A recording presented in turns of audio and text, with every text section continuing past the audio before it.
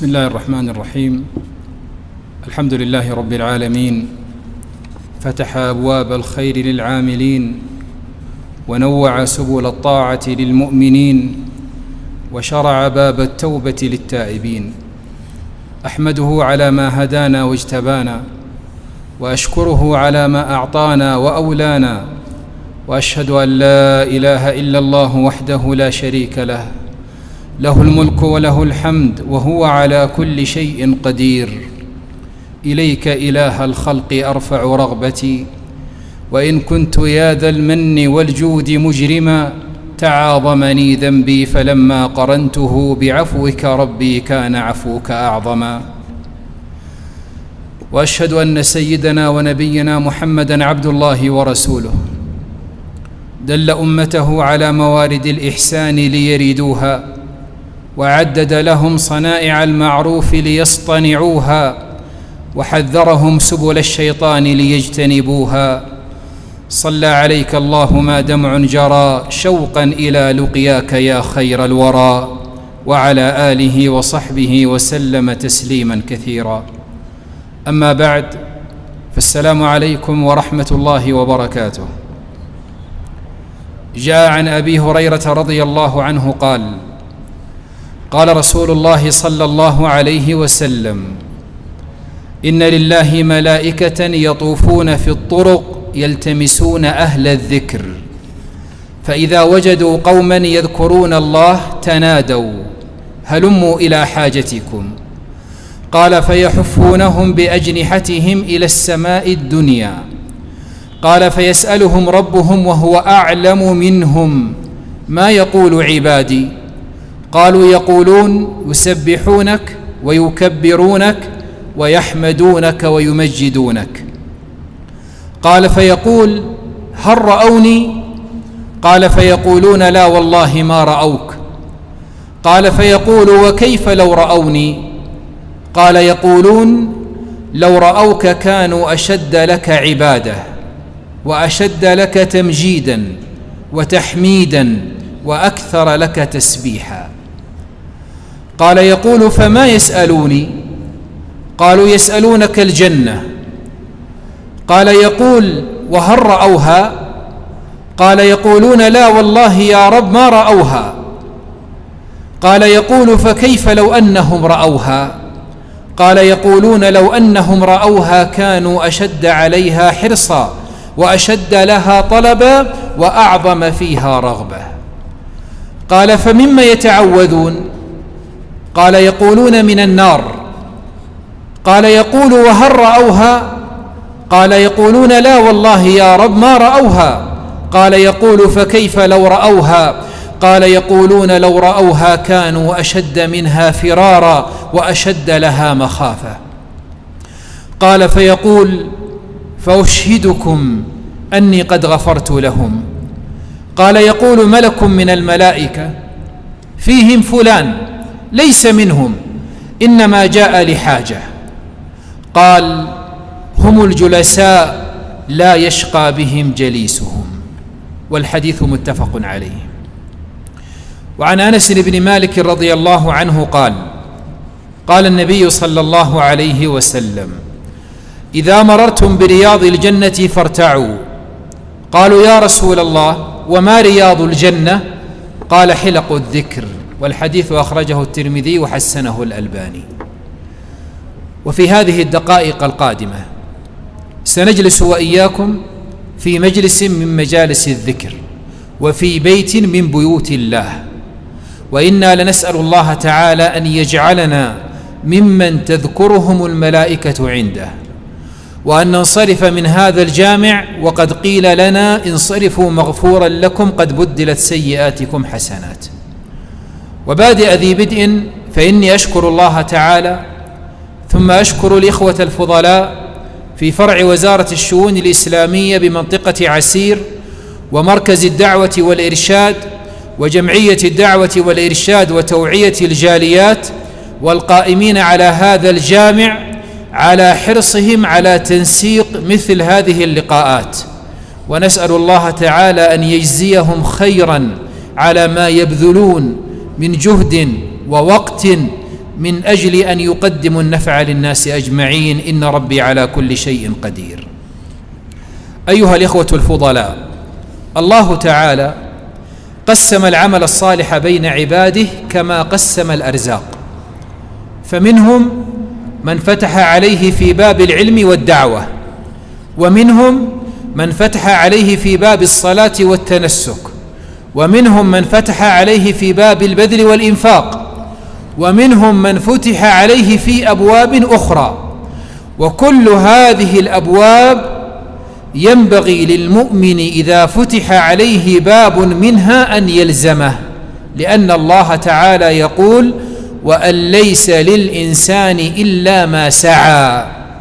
يقول الإمام ابن كثير عليه رحمة الله في تفسير هذه الآية: كما لا يحمل عليه وزر غيره، كذلك لا يحصل من الأجر إلا ما كسب هو لنفسه.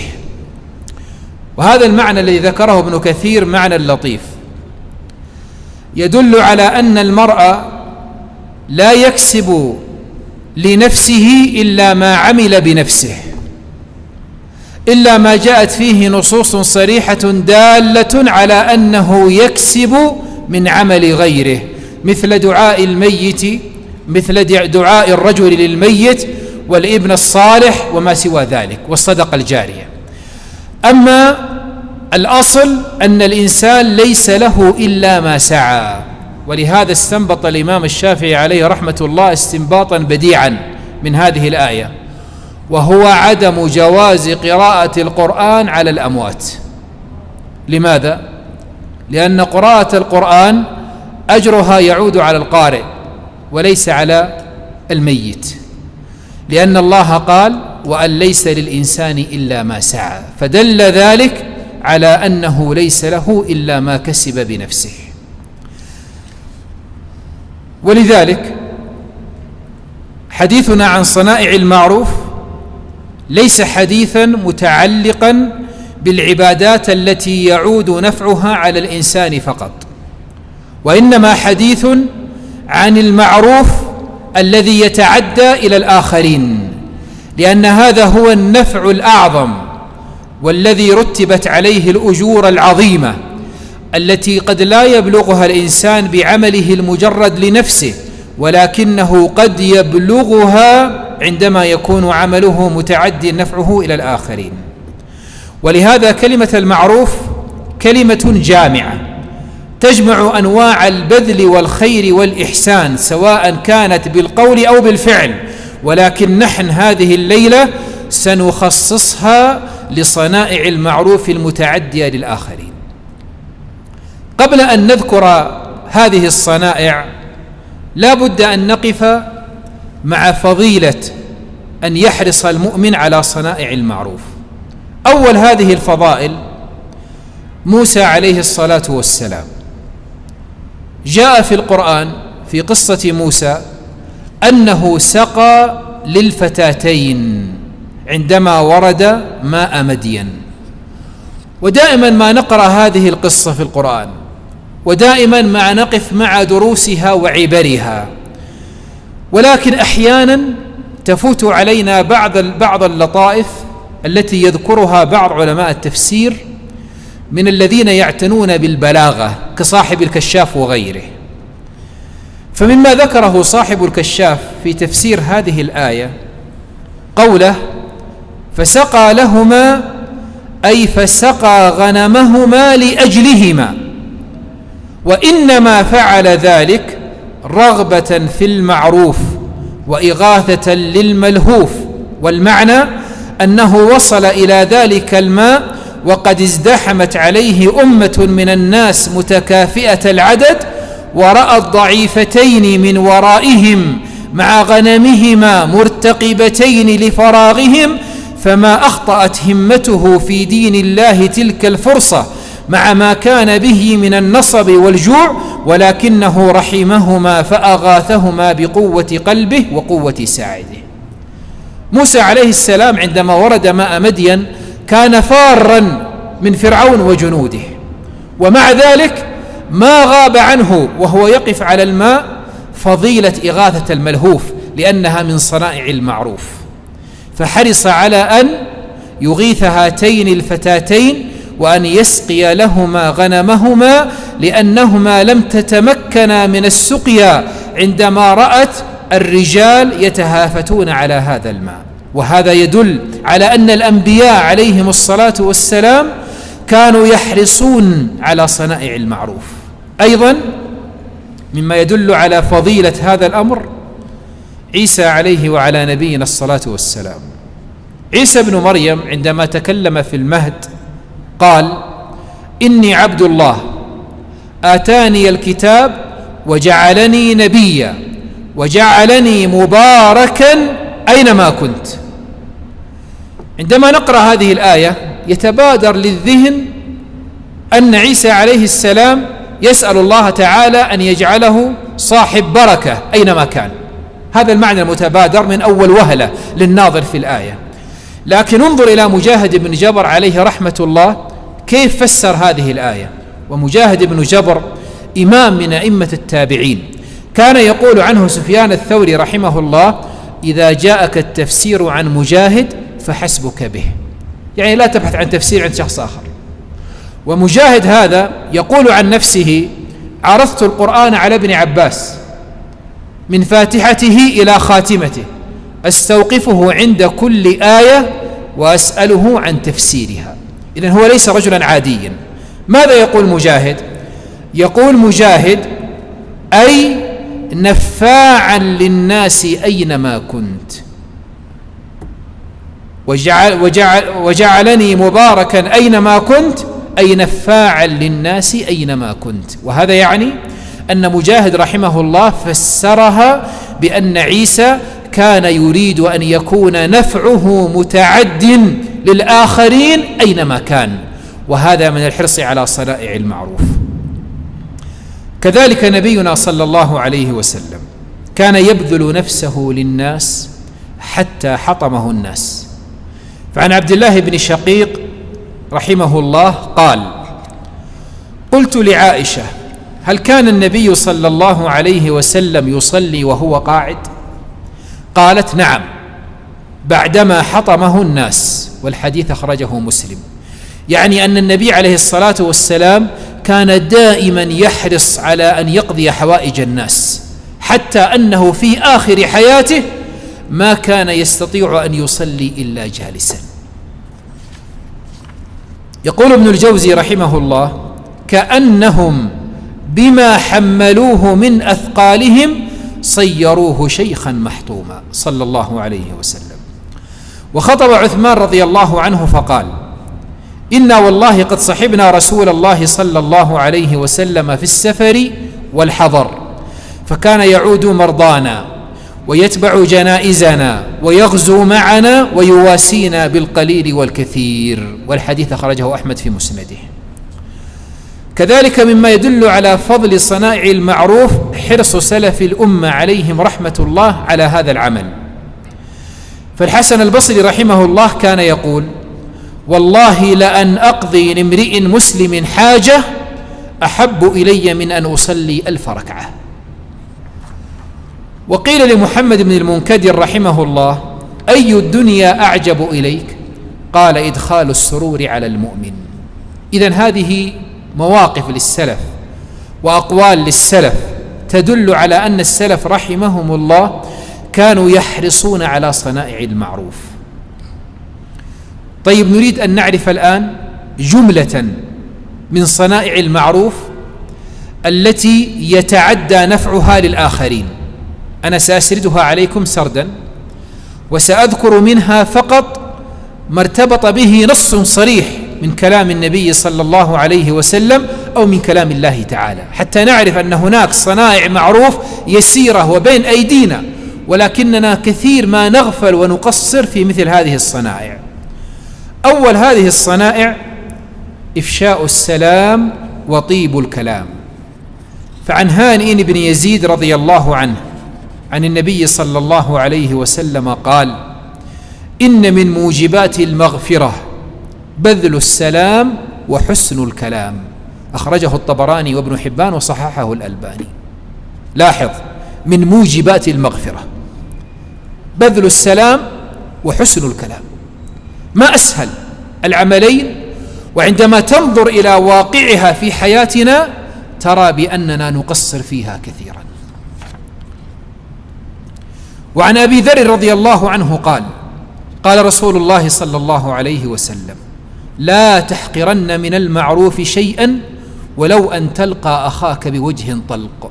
والحديث أخرجه مسلم.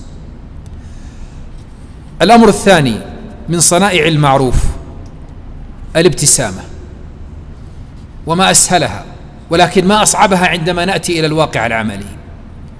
جاء عن أبي ذر رضي الله عنه قال: قال رسول الله صلى الله عليه وسلم: تبسمك في وجه أخيك لك صدقة. والحديث أخرجه البخاري في الأدب المفرد وصححه الألباني.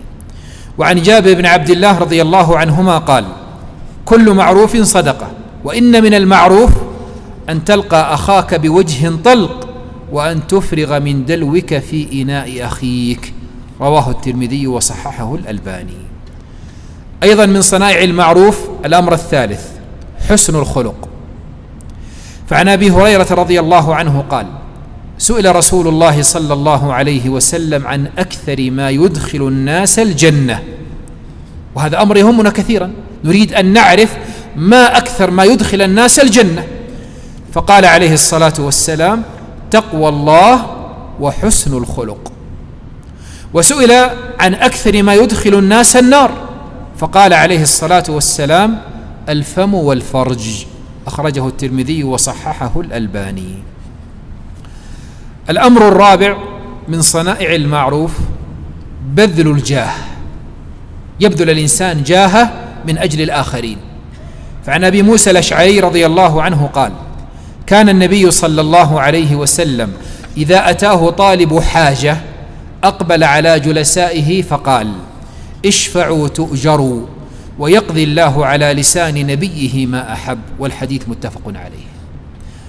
وفي الحديث الآخر يقول عليه الصلاة والسلام، واسمع لما يقول: ولأن أمشي مع أخي لي في حاجة أحب إلي من أن أعتكف في هذا المسجد، يعني مسجد النبي عليه الصلاة والسلام في المدينة شهرا. ومن كف غضبه ستر الله عورته، ومن كظم غيظه ولو شاء أن يمضيه أمضاه ملأ الله قلبه رجاء يوم القيامة. ومن مشى مع أخيه في حاجة حتى تتهيأ له أثبت الله قدمه يوم تزول الأقدام. والحديث أخرجه الطبراني وصححه الألباني. الأمر الخامس من صنائع المعروف إدخال السرور على الآخرين. فعن عبد الله بن عمر رضي الله عنهما أن رسول الله صلى الله عليه وسلم قال: أحب الناس إلى الله أنفعهم للناس، وأحب الأعمال إلى الله عز وجل سرور يدخله على مسلم. والحديث أخرجه الطبراني وصححه الألباني. الأمر السادس من صنائع المعروف المعونة في النائبة من مرض أو جوع أو عطش. فعن أبي هريرة رضي الله عنه قال: قال رسول الله صلى الله عليه وسلم: إن الله عز وجل يقول يوم القيامة: يا ابن آدم مرضت فلم تعدني. قال: يا رب كيف أعودك وأنت رب العالمين؟ قال: أما علمت أن عبدي فلانا مرض فلم تعده؟ أما علمت أنك لو عدته لوجدتني عنده؟ يا ابن آدم استطعمتك فلم تطعمني. قال: يا رب وكيف أطعمك وأنت رب العالمين؟ قال: أما علمت أنه استطعمك عبدي فلان فلم تطعمه؟ أما علمت أنك لو أطعمته لوجدت ذلك عندي؟ يا ابن آدم استسقيتك فلم تسقني. قال: يا رب كيف أسقيك وأنت رب العالمين؟ قال: استسقاك عبدي فلان فلم تسقه، أما إنك لو سقيته لوجدت ذلك عندي. والحديث أخرجه مسلم. الأمر السابع من صنائع المعروف إغاثة الملهوف. فجاء في الحديث عن أبي ذر رضي الله عنه أن رسول الله صلى الله عليه وسلم قال: وتسعى بشدة ساقيك مع اللهفان المستغيث، وتحمل بشدة ذراعيك مع الضعيف، فهذا كله صدقة منك على نفسك. أخرجه ابن حبان. الأمر الثامن من صنائع المعروف إسعاف صاحب الكربة. ففي الحديث عن أبي هريرة رضي الله عنه قال: قال رسول الله صلى الله عليه وسلم: من نفس عن مؤمن كربة من كرب الدنيا نفس الله عنه كربة من كرب يوم القيامة. والحديث رواه مسلم. الصنيعة التاسعة من صنائع المعروف السعي في حاجة المحتاج. فعن عبد الله بن عمر رضي الله عنهما أن رسول الله صلى الله عليه وسلم قال: المسلم أخو المسلم لا يظلمه ولا يسلمه، ومن كان في حاجة أخيه كان الله في حاجته. والحديث متفق عليه. الأمر العاشر من صنائع المعروف قضاء الدين وإنظار المعسر. فعن أبي قتادة رضي الله عنه أنه طلب غريما له، يعني أبو قتادة رضي الله عنه يطلب شخصا في مال، فتوارى عنه ثم وجده، فقال هذا الشخص: إني معسر. فقال أبو قتادة: الله. فقال: الله، يعني يستحلفه بالله. فقال أبو قتادة: إني سمعت رسول الله صلى الله عليه وسلم يقول: من سره أن ينجيه الله من كرب يوم القيامة فلينفس عن معسر أو يضع عنه. والحديث أخرجه مسلم. وجاء عن حذيفة رضي الله عنه قال: قال رسول الله صلى الله عليه وسلم: تلقت الملائكة روح رجل ممن كان قبلكم، فقالوا: عملت من الخير شيئا؟ فقال: لا. فقالت الملائكة: تذكر. فقال: كنت أداين الناس فآمر فتياني أن ينظروا المعسر ويتجاوزوا عن الموسر. قال: كنت أداين الناس فآمر فتياني أن ينظروا المعسر ويتجاوزوا عن الموسر. قالت الملائكة: فقال الله: تجاوزوا عنه. والحديث متفق عليه. الصنيعة الأخيرة من صنائع المعروف وأخرتها لأهميتها الإحسان إلى الوالدين في حال الكبر، وهذا من أعظم صنائع المعروف، لأن الله تعالى قال: إما يبلغن عندك الكبر أحدهما أو كلاهما فلا تقل لهما أف ولا تنهرهما وقل لهما قولا كريما واخفض لهما جناح الذل من الرحمة وقل رب ارحمهما كما ربياني صغيرا.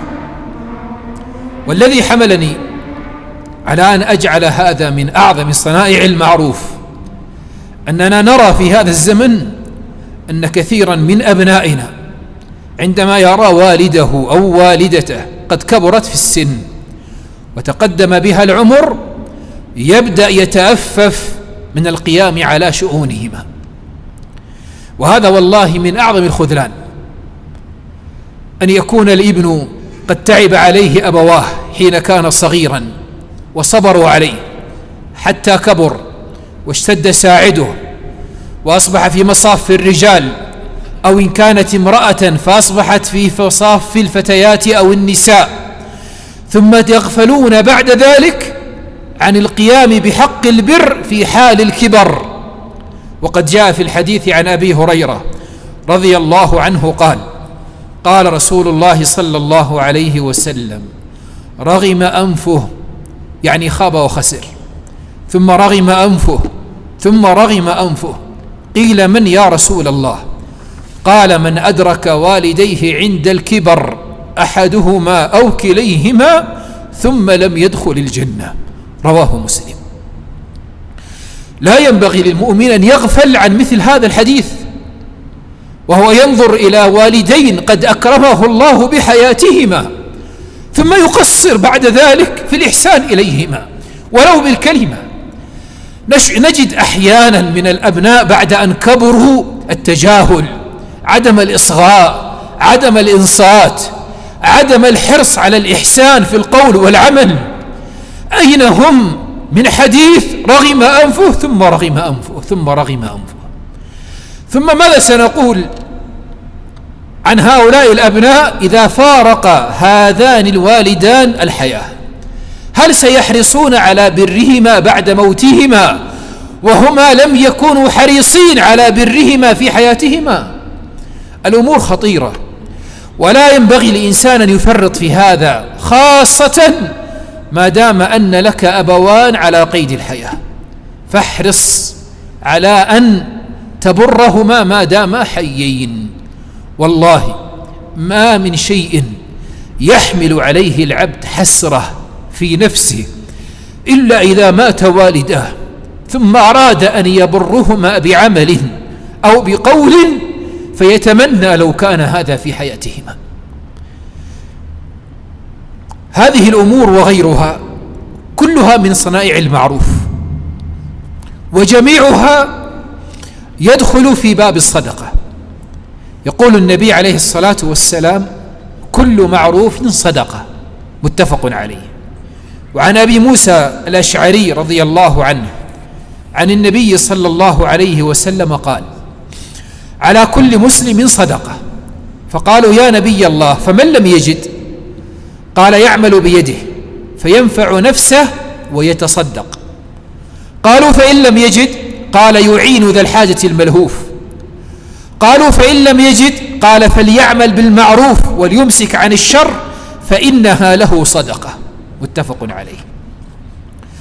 وسأل رجل النبي صلى الله عليه وسلم عن المعروف فقال عليه الصلاة والسلام: لا تحقرن من المعروف شيئا ولو أن تعطي صلة الحبل، ولو أن تعطي شسع النعل، ولو أن تفرغ من دلوك في إناء المستسقي، ولو أن تنحي الشيء من طريق الناس يؤذيهم، ولو أن تلقى أخاك ووجهك إليه منطلق، ولو أن تلقى أخاك فتسلم عليه، ولو أن تؤنس الوحشان في الأرض.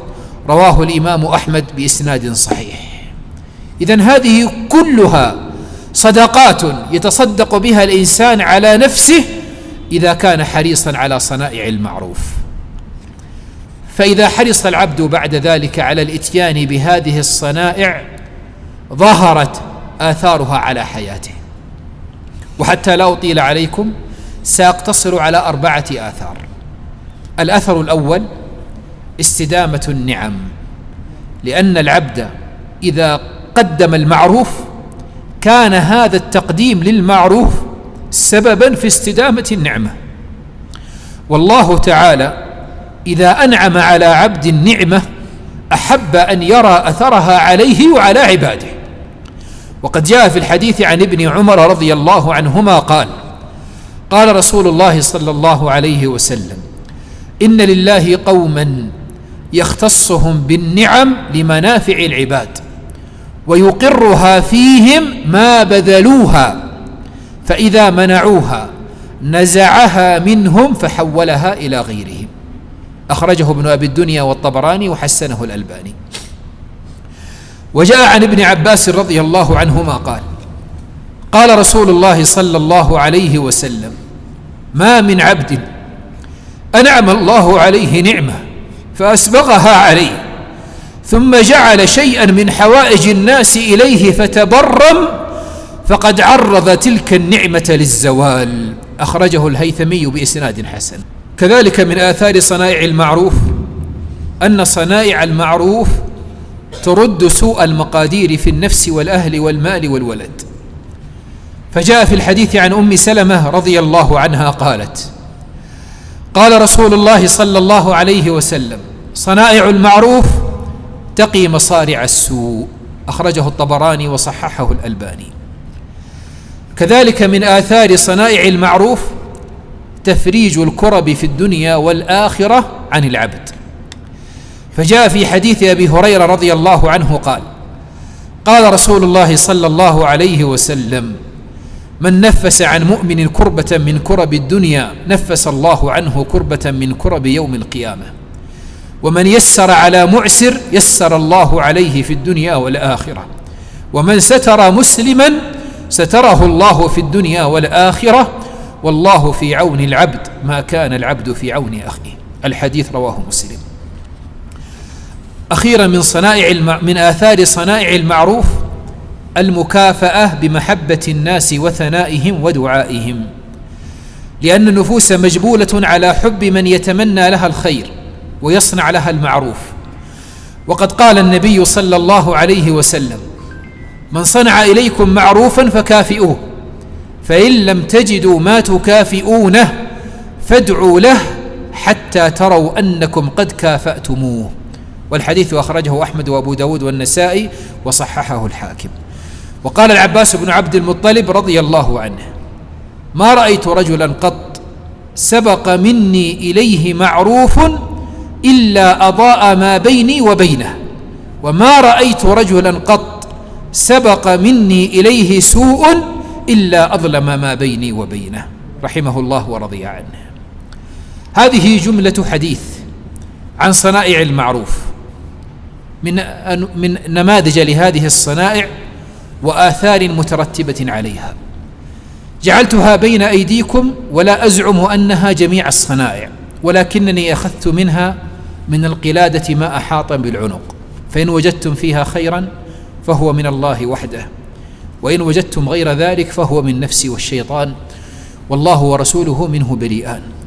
وأسأل الله تعالى الذي لا يرد سائلا ولا يخيب راجيا، الواحد الأحد الفرد الصمد الذي لم يلد ولم يولد ولم يكن له كفوا أحد، الحي القيوم الحنان المنان، بديع السماوات والأرض، ذو الجلال والإكرام، عظيم المن، حسن التجاوز، واسع المغفرة، باسط اليدين بالرحمة، عالم بكل نجوى، مطلع على كل شكوى، هو الأول والآخر والظاهر والباطن، وهو على كل شيء قدير. اللهم إنا نسألك أن تغفر لنا ذنوبنا أجمعين، وأن تهب المسيئين منا للمحسنين.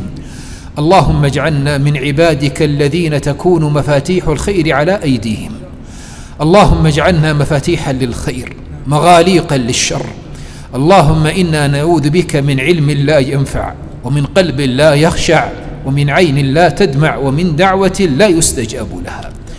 اللهم إنا نسألك أن ترينا الحق حقا وأن ترزقنا اتباعه، وأن ترينا الباطل باطلا وأن ترزقنا اجتنابه.